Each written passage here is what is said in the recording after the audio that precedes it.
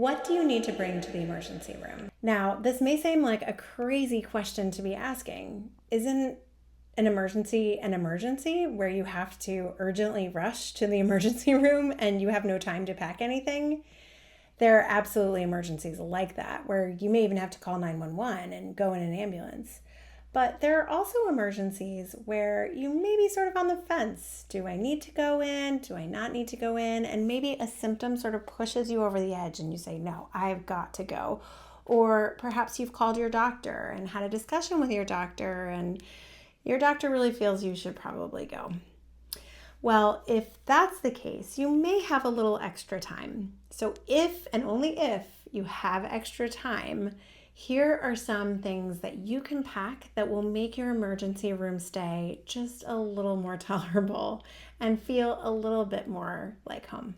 So the first item is so obvious, I almost didn't put it on this list, but it's so important that I don't want you to forget it, and that is your phone.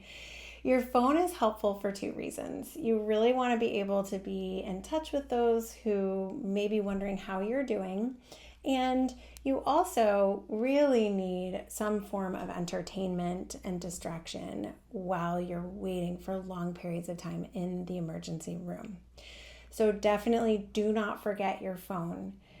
In addition to your phone, you're going to want to bring two phone accessories, and that is your charger and charger port, and make sure that your charger cable is really long because often gurneys or hospital beds are a little pushed out from the wall and the outlet is behind you. And so if you have a really short charger cable, you may not be able to plug it in and still hold it. And so it's a really good idea if you have one just to bring along your extra long charging cable. The second thing I would bring as an accessory to your phone is earpods or earphones. And that's because emergency rooms can be so loud.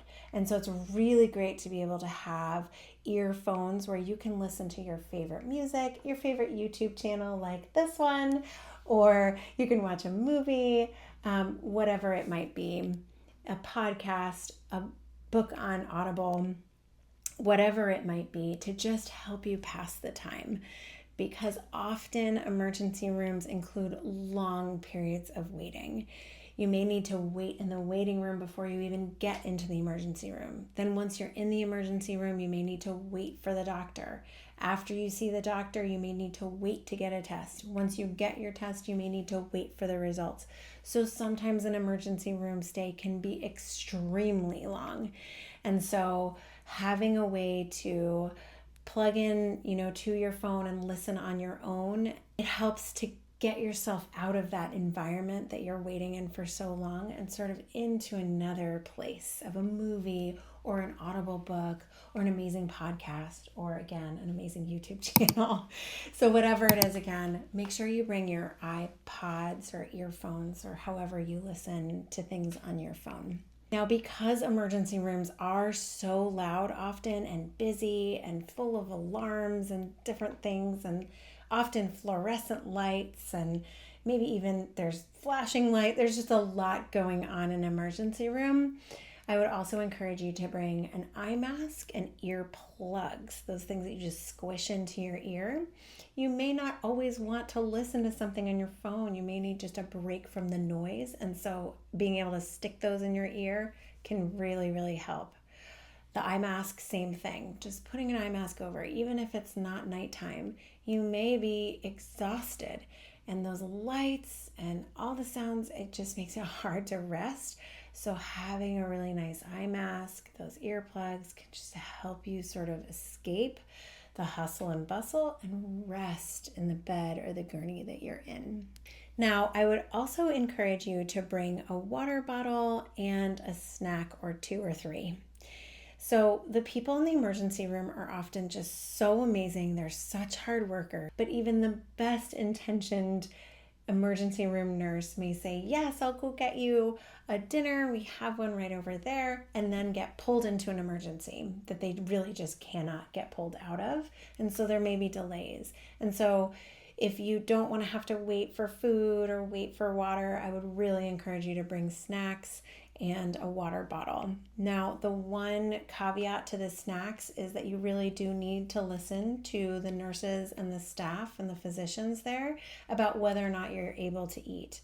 Many tests, many health situations require that you not eat while you're being evaluated. So before you put anything in your mouth, make sure you ask your nurse, because that can actually lead to more delays. So water's usually fine, but bring your snack, but ask before you eat if you can have a snack. Now, this one may seem kind of crazy, but I feel like it's the game changer here, and that is slippers or flip-flops.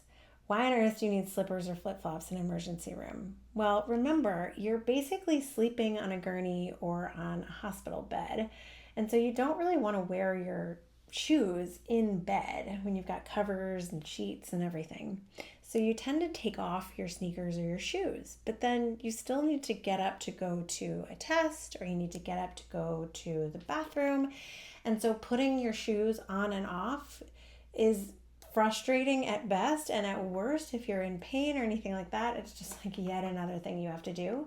So having those slippers you can just easily slip on to go shuffle off to the bathroom or to that test, even just to stand up to get into a wheelchair, it's really nice to have, because you don't want to be walking around in an emergency room with your bare feet or socks.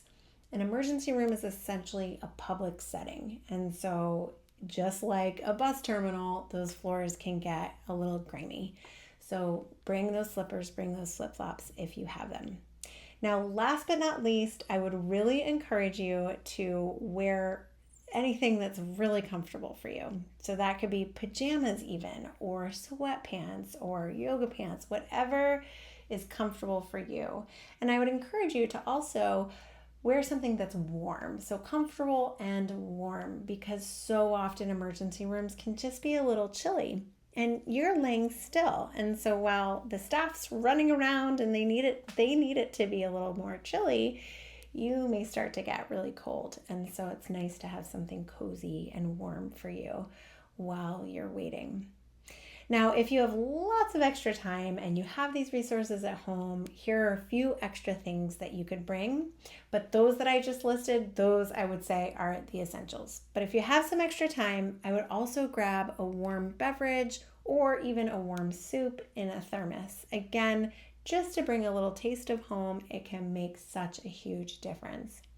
I also would encourage you, if you think you're going to be going overnight, to bring a change of clothes, to bring a pillow. If you have a favorite pillow that just helps you sleep well, bring that pillow, bring that extra blanket that you just love so much.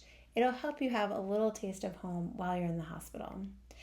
Now, I will encourage you though, in all of these items that I've listed here, that if you have an option to choose something that's more brightly colored, so for example, if you have a charging cable that's white, or a charging cable that is neon green, grab the neon green one, because especially the pillowcases and the blanket, you want to go for something that's brightly colored, something that's not likely to be found in a hospital setting, because so often people lose things in the hospital.